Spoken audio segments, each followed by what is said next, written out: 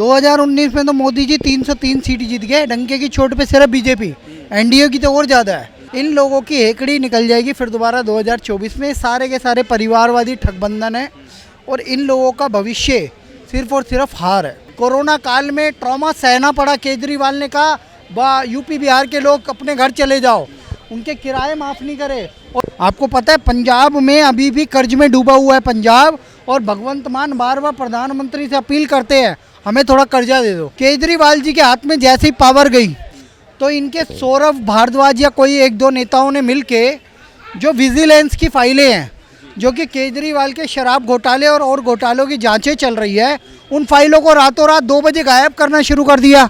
आने वाले समय में ये प्रधानमंत्री बनेगा दिल्ली की तिहाड़ जेल का, और इसकी पूरी कैबिनेट वहीं पे रहेगी। सर क्या लगता है जिस प्रकार से विपक्षी एकजुट हो रहे हैं, लड़ाई अब 26 वर्सेस 38 की हो चुकी है, केजरीवाल, लालू यादव, नीतीश कुमार जैसे बड़े नेता एकजुट में शामिल हो गए हैं, एकजुट हो गए हैं, और 2024 के लिए ये सारी रणनीतियां बनाई जा रही हैं, और मुद्दा सिर्फ एक है 2024 में मोदी जी को कैसे भी हराया जाए। और ये ठगबंधन की जो रणनीतियाँ हैं ये पहली बार बन रही है क्या?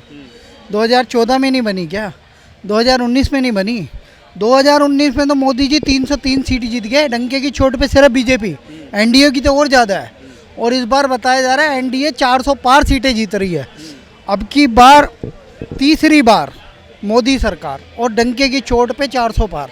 और मैं इसलिए कह रहा हूँ, आपने 2 लोगों का नाम लिया, अरविंद केजरीवाल शराब घोटाले में नाम है, उनके एक शराब मंत्री जो वाइन गेट करते हुए लाइव पकड़े गए, और उसमें बताया जा रहा है आर्टिफिशियल इंटेलिजेंस ने राघव चड्ढा और केजरीवाल को भी टैली किया है, जिसमें कि ये वीडियो कॉन्फ्रेंसिंग के जरिए 100 करोड़ रुपए मांग रहे थे, जिसमें कि सुकेश चंद्रशेखर से 550 करोड़ की राज्यसभा सीट की डील भी हुई। पहला भ्रष्ट केजरीवाल। दूसरा आपने लालू का नाम लिया, लालू प्रसाद यादव अपनी बीमारी का नाम देके सिंगापुर में अपना इसने इलाज करवाया, अपनी बेटी रोहिणी की किडनी अपने लगवा ली, किडनी ट्रांसप्लांट करवाया। तो लालू प्रसाद यादव दूसरा भ्रष्ट। किस केस में बाहर है वो? मतलब चारा घोटाले में जमानत पे है वो भी बीमारी का बहाना देख के राजनीति कर रहा है। आती है नीतीश कुमार की बात। नीतीश कुमार अपने दम पे कोई चुनाव जीत नहीं सकता, और मोदी जी ने वैसे ही बोल दिया है। इन लोगों का एक नाम रखा उन्हें, चौकड़िया या पकड़िया, वो मेरे को याद नहीं आ रहा है, गठबंधन का अहंकारी या अकड़िया कुछ करके नाम रखा है, वो मुझे याद नहीं आ रहा है। लेकिन इन लोगों की हेकड़ी निकल जाएगी फिर दोबारा 2024 में। सारे के सारे परिवारवादी ठगबंधन है और इन लोगों का भविष्य सिर्फ और सिर्फ हार है। लेकिन अरविंद केजरीवाल एक तरफ दावा करते हुए दिखाई दे रहे हैं कि छत्तीसगढ़ तक पहुंच गए, क्योंकि हाल ही में जो चुनाव आने वाले हैं, दिसंबर में विधानसभा चुनाव है, क्या लगता है उसमें कहीं कुछ बदलाव हो सकता है, या क्या मजबूती के साथ उतर सकते हैं, वहाँ पर भी अपना मैनिफेस्टो सामने ला रहे हैं? दिल्ली के प्रधान मुख्यमंत्री अरविंद केजरीवाल गए तो गुजरात भी थे, 156 सीटें कौन जीता? बीजेपी। गए तो उत्तराखंड भी थे, वहाँ पे बुरी तरह हारे, जमानत जब्त हो गई, और वहाँ के कर्नल जो वो थे अजय कौटियाल, वो बीजेपी ज्वाइन कर ली उन्होंने, जो कि मुख्यमंत्री पद के दावेदार भी थे भी आम आदमी पार्टी की तरफ से, और अध्यक्ष भी थे, उन्होंने बीजेपी ज्वाइन कर ली। गोवा गए, गोवा में बुरी तरह हारे। उत्तर प्रदेश में योगी आदित्यनाथ के सामने इनकी सारी जमानत जब्त हो गई। सर 403 सीटों का वहाँ पे चुनाव होता है, तो केजरीवाल की औकात बिसात कुछ नहीं है। आप इसे समझो, एजेंडा प्रोपेगेंडा में हर कोई नहीं फंसता। दिल्ली के लोगों में कुछ लोग जो बाहर से आके यहाँ पे बसे हुए रह रहे हैं, थोड़े से पानी और बिजली मुफ्त के लिए वो केजरीवाल को वोट डाल देते हैं, लेकिन इस बार वो भी नहीं डालेंगे, क्योंकि दिल्ली दंगे हुए। तीसरा टर्म जब केजरीवाल का आए तो दिल्ली दंगे दिल्ली को झेलने पड़े। कोरोना काल में ट्रॉमा सहना पड़ा। केजरीवाल ने कहा यूपी बिहार के लोग अपने घर चले जाओ, उनके किराए माफ़ नहीं करे, और बहुत बुरा हाल कर दिया। और केजरीवाल ने शराब घोटाला किया, एक के साथ एक फ्री दिया, और इसके जो शिक्षा मंत्री तथाकथित असली शराब मंत्री जेल में है, तो इनका कोई भविष्य नहीं है। सर पंजाब में भी सरकार जरूर बन गई है, लेकिन वहाँ पे वही मेरा कहना है कि कहीं ना कहीं तो इम्पैक्ट पड़ा है जिस तरीके से दिल्ली के बाद पंजाब, अब आगे जब पंजाब में सर महिलाओं को 1000 रुपये जो देने को बात कही थी वो दिए नहीं है। आपको पता है पंजाब में अभी भी कर्ज में डूबा हुआ है पंजाब, और भगवंत मान बार बार प्रधानमंत्री से अपील करते हैं हमें थोड़ा कर्जा दे दो। तो कर्ज में डूबे हुए राज्यों को चलाने वाले अरविंद केजरीवाल, ये बताओ ना, क्या तुमने सरप्लस कर दिया क्या यहाँ का धन? क्या तुमने यहाँ का खजाना बढ़ा दिया? क्या तुमने जो वादे किए थे, जन लोकपाल बिल पास कर दिया, पूर्ण बहुमत की सरकार है पंजाब में, हुआ क्या पास? नहीं कर पाए। क्या आपने दिल्ली में कहा था दिल्ली के जो कारीगर हैं और दिल्ली की जो फैक्ट्री वाले हैं और जो बिजनेसमैन हैं उनके लिए मैं एक बाज़ार लगाऊंगा, आधुनिक बाज़ार, जिसमें सस्ता सामान मिलेगा लोगों को और इनकी भी अच्छी बिक्री होगी, जो लोग सामान बेचेंगे। अच्छा, मैं 10,000 पता नहीं 20,000 नौकरियों का भी वादा किया था। ऐसे बस सिर्फ वादे करते रहे, उन्होंने कुछ भी डिलीवर नहीं किया।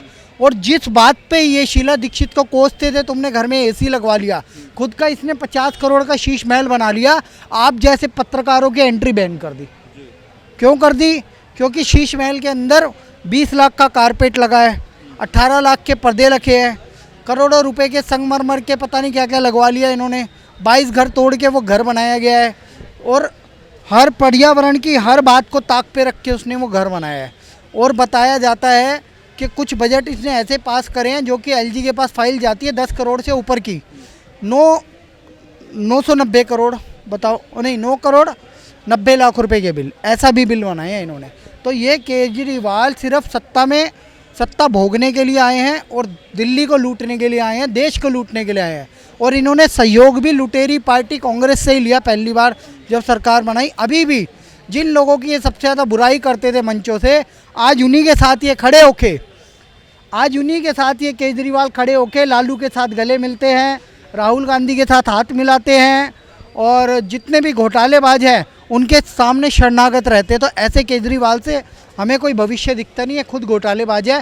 सत्येंद्र जैन इनका जेल में है, जो इनका स्वास्थ्य मंत्री था, और इनका शराब मंत्री, शिक्षा मंत्री मनीष सिसोदिया भी जेल में, और ये भी जेल में जाने वाले। आपने एलजी का नाम लिया, अभी हाल ही में अध्यादेश को लेकर जो लड़ाई थी वो बीजेपी ने जीत ली है। उसके बाद जब अरविंद केजरीवाल का जो बयान आया है उसमें बोला है ये लोकतंत्र के लिए काला दिन है। देखिए, काले दिन तो केजरीवाल ने दिल्ली को दिखाए हैं। केजरीवाल की एक बात बता दो मुझे, अध्यादेश क्यों आया? भाई सुप्रीम कोर्ट का जैसे ही वादा पूरा उन्होंने, सुप्रीम कोर्ट ने कहा कि भाई दिल्ली का जो ये ट्रांसफ़र का पावर हम देते हैं दिल्ली के मुख्यमंत्री के हक में। तो केंद्र सरकार ने क्या किया? अध्यादेश लाए। अमित शाह जी, नरेंद्र मोदी, अमित शाह जी ने तो खुलेआम कहा। उसको लाने का कारण क्या था? केजरीवाल जी के हाथ में जैसे ही पावर गई तो इनके सौरभ भारद्वाज या कोई एक दो नेताओं ने मिलके जो विजिलेंस की फाइलें हैं, जो कि केजरीवाल के शराब घोटाले और घोटालों की जांचें चल रही है, उन फाइलों को रातों रात 2 बजे गायब करना शुरू कर दिया।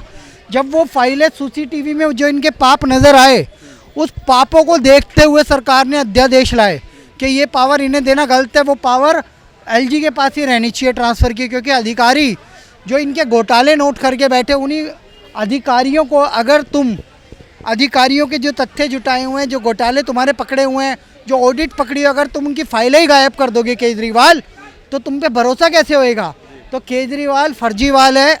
इसने पहले अन्ना हजारे को धोखा दिया, कुमार विश्वास को धोखा दिया, किरण बेदी को धोखा दिया, प्रोफेसर ग्रोवर, शांति भूषण, प्रशांत भूषण और दिल्ली की जनता को धोखा दिया। अब और कोई इसकी ठगी में आने वाला नहीं है, सब इसको छोड़ के जा चुके हैं। आने वाले समय में ये प्रधानमंत्री बनेगा दिल्ली की तिहाड़ जेल का और इसकी पूरी कैबिनेट वहीं पे रहेगी।